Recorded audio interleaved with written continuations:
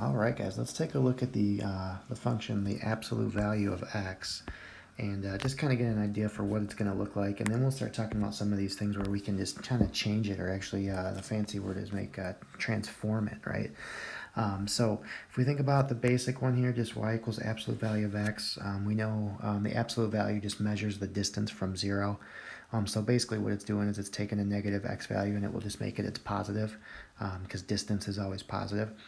So if we have a little table of values, so if negative 2, if x equaled negative 2, its absolute value would be positive 2. The absolute value of negative 1 is 1. The absolute value of 0 is 0. And then 1 and 2. So just to plot some of these here, okay, we can kind of see what they look like. And it would actually continue in that pattern. And you get this pointy at the bottom, like a V. Okay, and that's a good way to remember it. It's absolute value, right, with a V. It's always going to be shaped like a V. Okay, the transformations, all they do, okay, and transformations are like once you start adding 1 or you multiply by something, but it's still an absolute value of x, right? It's still in that same family of functions, so it's still going to look the same. It's going to have a V shape. It just might be moved around or skinnier or reflected or things like that. So let's take a look at what happens when we have that plus 1 on the outside. So let's use the same x value. So if x were negative 2, so what we need to do, we first take the absolute value of the x value and then we add 1. So the absolute value of negative 2 is 2. When we add 1, it becomes 3. The absolute value of negative 1 is 1. When we add 1, it becomes 2. Absolute value of 0 is 0. We add 1, it becomes 1. The absolute value of 1 is 1. Plus 1 is 2. And the absolute value of 2 is 2. When we add 1, it becomes 3. Okay, and if you take a look, each of the y values we just came up with are just simply 1 larger than the previous one, right? Because there's a plus 1 sitting on the outside of the function. It's after the absolute value. So let's just plot those and see what the graph kind of shows. So x negative 2, the y value is now 3. X is negative 1, the y value is 2. 0, 1. 1, 2, and then 2, 3. Okay, so that pattern would also continue. And notice it's still the same shape. It's still shaped like a V. It's literally just shifted up or translated up 1 unit. Okay, and that will always happen when you add or subtract something outside of the function. Okay, when I say outside of the function, it means not in the absolute value bars in this case. Whereas if you look at the next example, there's a plus 1 in there, and that time it's happening inside the absolute value bars. Let's see what that does. Okay, and the difference here is now we need to add the 1 before we take the absolute value. Okay, because it's the absolute value of x plus 1. So for example, when x is negative 2, I need to do negative 2 plus 1 to become negative 1, then I take the absolute value. Okay, negative 1 plus 1 is 0. The absolute value of that is 0. 0 plus 1 is 1, and its absolute value is 1. 1 plus 1 is 2. Its absolute value is 2. And 2 plus 1 is 3, and its absolute value is 3. Let's see how this graph compares. So we have negative 2, 1, negative 1, 0, 0, 1, 1, 2, 2, 3. Okay, this one, again, still the same V-shaped. Okay, just notice how does it compare, and really compare it to the black one. Okay, the black one is the basic, it's called the parent function. That's just regular old absolute value of x. And hopefully we're recognizing that all it did was take every single point and shifted, or translate is the fancy word, right? In this case, it actually went to the left 1 unit. Okay, while the middle graph, the red one, with the plus 1 on the outside, this one shifted the graph up by 1 unit. Okay, so there's different things going on, and that's what I want you to focus on. It's where the addition takes place. If it takes place outside of the function, okay, in this case outside the absolute value bars, it's going to be a vertical shift up or down, right? If it was minus, it would have shifted down. Anything happening inside, like the green one, is shifting horizontal. But the weird thing is, normally when you think of adding to the x values, it would go to the right. Okay, so it actually does the opposite effect. So I want you guys to remember this, like inside, inverse. Okay, meaning if it's addition, it's really shifting it in the negative direction. Okay, so just keep that in mind, and let's take a look at a few others and see if we can get some, get some more patterns going here. Okay, so let's take a look here again. This is just showing the basic parent function. Here's a couple other examples. I want you to predict based on what we just saw of each of these ones on the left-hand side, how they should differ. Okay, so the absolute value of x, you see again, is a nice pointed v right at the origins, the vertex there. The next one down has a +2 on the inside. Okay, so +2 on the inside affects horizontal, and it's actually the opposite direction. Remember, so this one actually shifts left 2 units. The next one down, the absolute value of x with a +2 on the outside, should take the parent function and shift everything up 2 units. Okay, so we can see the vertex, instead of being 0, 0, is now at 0, 2. Okay, looks like that's been duplicated, we don't need that. Alright, so that's the difference between adding, okay. Now, multiplication, if you look at the fourth one down here, just put that one on the screen there. What does it appear happened? Okay, so the graph is narrower. What we like to say is that is a vertical stretch. Okay, if you take a look, all of the y values have been doubled. Okay, so look at the point, for example, 1, 1, 1 on the original graph. On the new graph, it is at 1, 2. Okay, the next point, look on the parent function, there's a point at 2, 2, right? Let's see if I can do this. The point 2, 2 right there, right? Get close, right there. Okay, on the new graph, when x is 2, the y value is now double that. It's up at 4. Sorry, I'm trying to hold this steady. Okay, so because the y values got doubled, this graph is called vertically stretched by a factor of 2. Okay, and one right below this is a little bit tougher to see.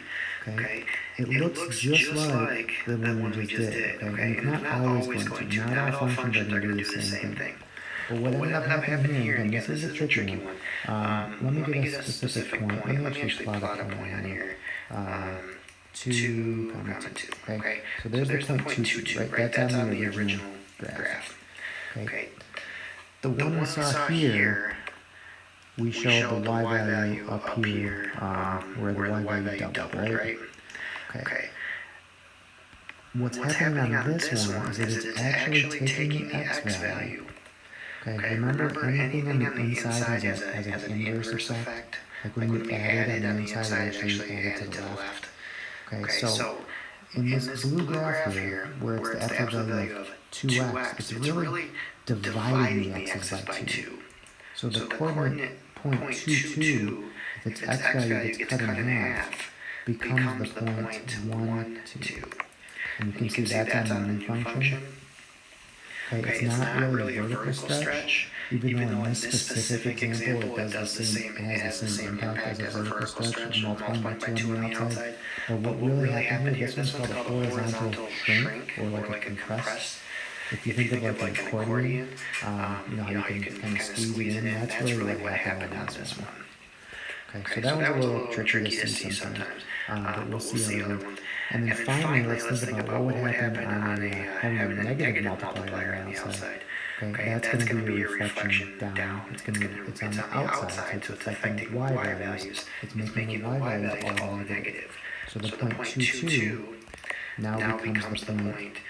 The x stays the same, the y just becomes opposite. So you can see the point 2, negative 2. And that's what makes it appear as like a reflection here.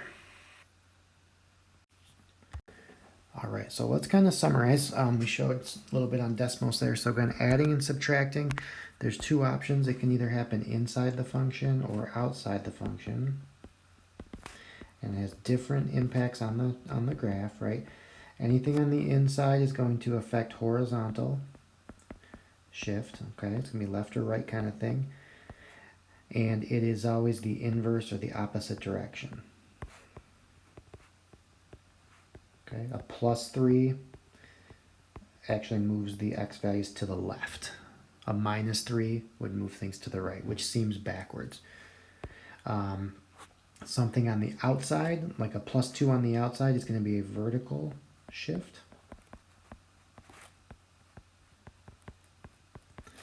And it's not the opposite direction. Plus is up, minus is down.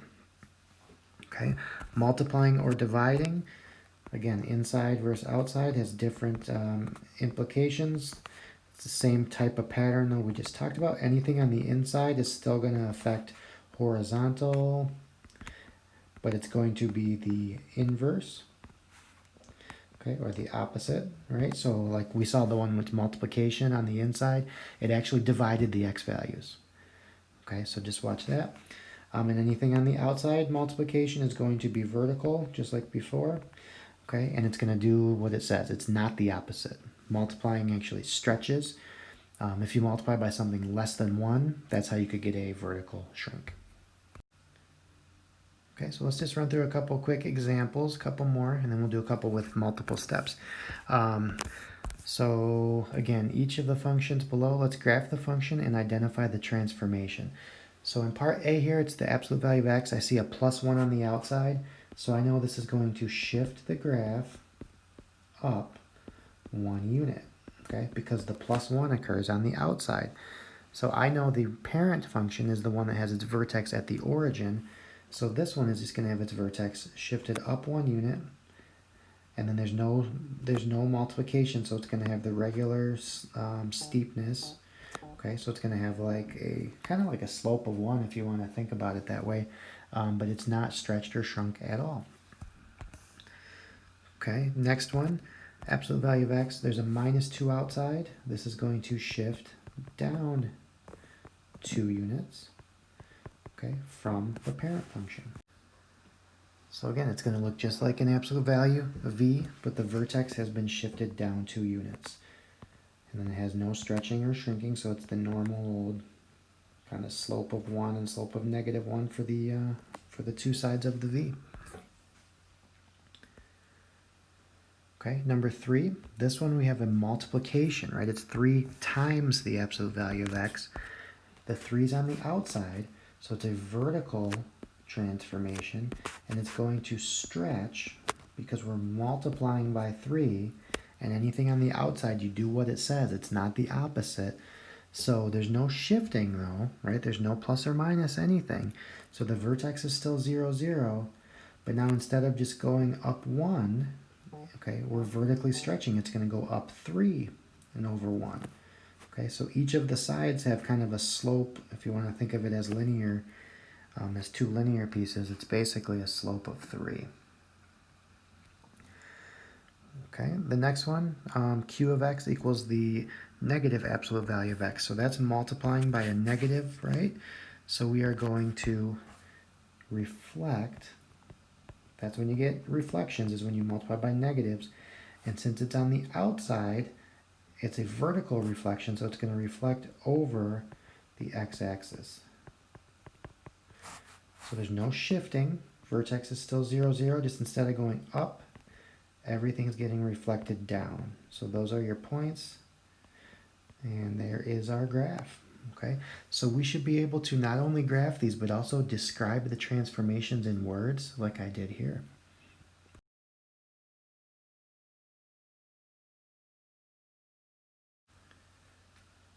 All right, let's move on to one of the tricky ones here. Okay, let's say we want to graph the absolute value of 1/2 x, okay, and explain how it is transformed. Okay, so I'm going to do this. I'm going to graph the parent function real lightly here. So it looks like this. This is just regular old, again, the parent function is just y equals the absolute value of x, okay, with no transformations. So the question is, how does that 1/2 impact the graph? Okay, so it's multiplication, right? So it's going to affect things by stretching or shrinking. It's not just shifting, it's actually stretching or shrinking it wider or taller, that kind of thing. This one's happening inside the function. Okay, it's an inside transformation. So that means it's going to affect horizontal. And we know anything inside the function has the inverse effect. So that means instead of multiplying by a half, which would make the x values get smaller, we're actually going to stretch them out and they're going to be twice as big. So what's going to end up happening, the point 0, 0 is not going anywhere, but the next point was 1, 1. Its x value is going to get multiplied by 2. Okay, because again, we're doing the inverse. We're not multiplying by half, we're multiplying by 2. Okay, the next point out on the parent function on the yellow one was at 2, 2. Its x value is going to get doubled to become 4, 2. Okay, so this graph, and the same thing's going to happen over here, is getting what's called horizontally stretched. Horizontal stretch, which seems weird, right? We're multiplying by half. You wouldn't think that would stretch it out. But again, anything on the inside has an inverse effect. So this is a horizontal stretch. It's making the graph appear wider.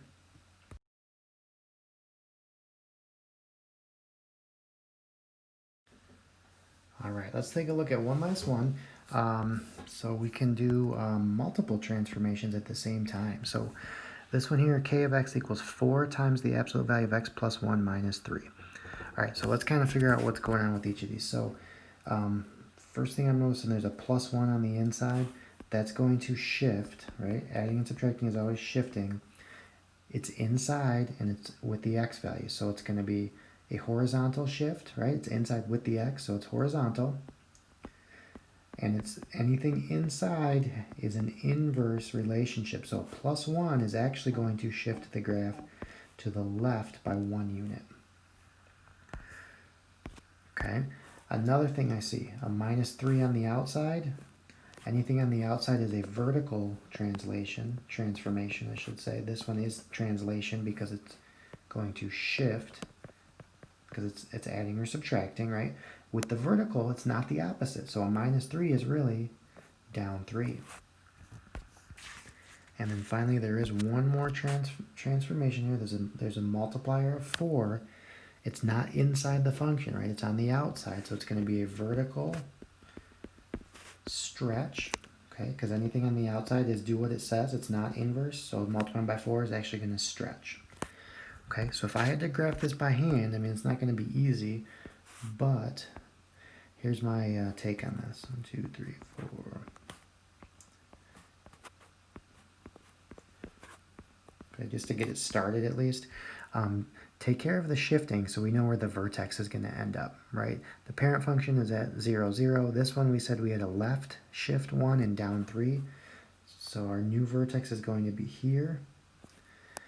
And then with the vertical stretch of 4, that means it's going to look skinnier, okay? And again, for absolute value graphs, it's basically like the slope of each piece is going to be 4 or negative 4. So I'm going to go from my vertex up 4 and over 1 and up 4 over 1 the other way. And so as a rough sketch, it would look something like that, okay? I can see where the things got shifted. I can see that it's stretched, hopefully, and that should piece it together. All right, just to see it a little bit, let's add that picture from Desmos just so you can see a nice little professional looking graph there. So that's what it's going to look like. You can see where the vertex is at. Hopefully that's showing up on the screen. Here we go, put that next to the one I drew. You can see the vertex was again 3 units down and 1 unit to the left of the 0. Okay, right over here. And then again, the slope as I counted up 1, 2, 3, 4 over 1, 1, 2, 3, 4 over 1 for the vertical stretch.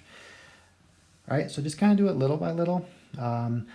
But get this like burned into your head. You know, it's always inside inverse, inside inverse. Okay, and again, by inside, I mean in this example, inside the absolute value bars, because that's the function we're talking about. All right, hopefully that helps, and we'll keep working on that.